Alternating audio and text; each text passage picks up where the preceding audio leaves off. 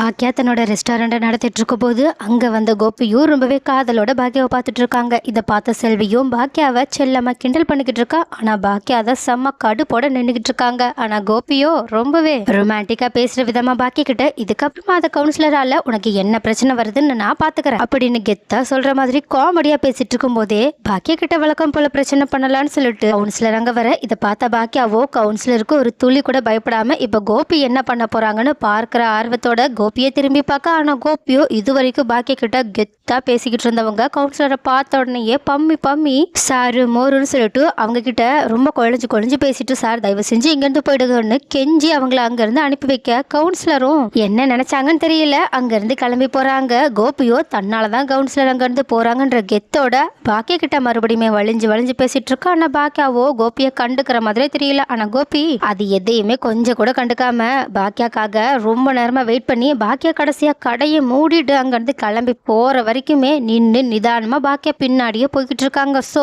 கோபியோட இந்த காமெடியான ரொமான்ஸை பத்தி நீங்க என்ன நினைக்கிறீங்கன்றத கமெண்ட்ல சொல்லுங்க.